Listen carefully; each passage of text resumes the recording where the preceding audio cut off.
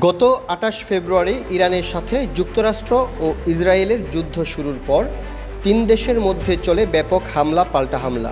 নিজেদের শক্তির জানান দিতে তিন দেশেরই উত্তেজনাপূর্ণ নানান বক্তব্য ঘিরে বিশ্ব আলোচনার কেন্দ্রবিন্দু হয় ইরানের সাথে যুক্তরাষ্ট্র ও ইসরায়েল যুদ্ধ।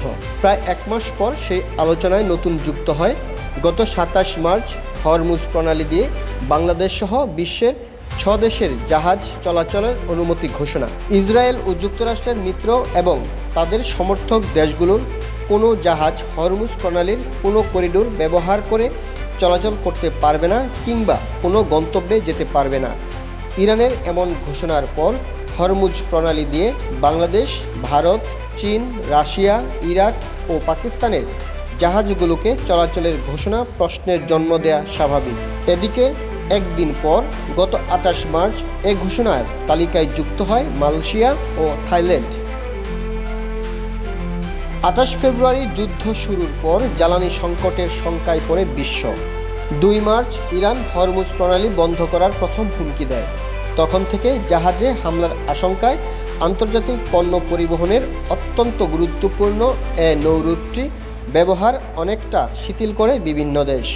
ফলে বাংলাদেশ সহ এশিয়া ও ইউরোপের কিছু দেশেও দেখা দেয় জ্বালানি সংকট। যদিও বাংলাদেশ সরকার কখনোই জ্বালানি সংকটের কথা স্বীকার করেনি, বরং দেশে যথেষ্ট জ্বালানি মজুদ রয়েছে দাবি করে পরিস্থিতি মোকাবেলায় কিছু নিয়মও জুড়ে দেয়।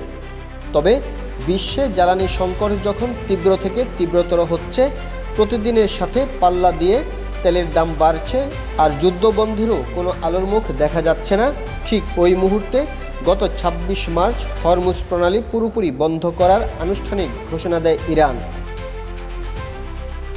যুদ্ধ শুরুর পর গত ৩ মার্চ থেকে ২৮ মার্চ পর্যন্ত ২৫ দিনে বাংলাদেশে জ্বালানি নিয়ে মোট ৩০টি জাহাজ ভিড়েছে। আগামী ৪ এপ্রিলের মধ্যে আরও ৬টি জাহাজ আসার সম্ভাবনা রয়েছে। এসব জাহাজের মধ্যে ৩টিতে এলএনজি, ২টিতে গ্যাস অয়েল এবং ১টিতে এলপিজি আসছে। বন্দর সূত্রে জানা গেছে ৩ মার্চ থেকে এ পর্যন্ত আসা জাহাজগুলোর মধ্যে ৬টিতে এলএনজি এসেছে।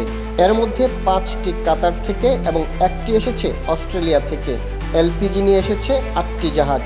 এর মধ্যে 3টি এসেছে মালয়েশিয়া, 2টি ওমান, 2টি ভারত থেকে এবং 1টি এসেছে সিঙ্গাপুর থেকে।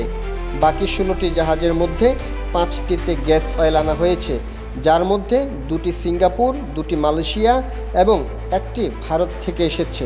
আরও 4টি জাহাজে হাই সালফার ফুয়েল এসেছে, যার সবগুলোই সিঙ্গাপুর থেকে আমদানি করা। বন্দরে আসা জাহাজের মধ্যে 27টি ইতিমধ্যে জ্বালানি খালাস করে ফিরেও গেছে। বর্তমানে 2টি জাহাজ থেকে খালাস কার্যক্রম চলছে।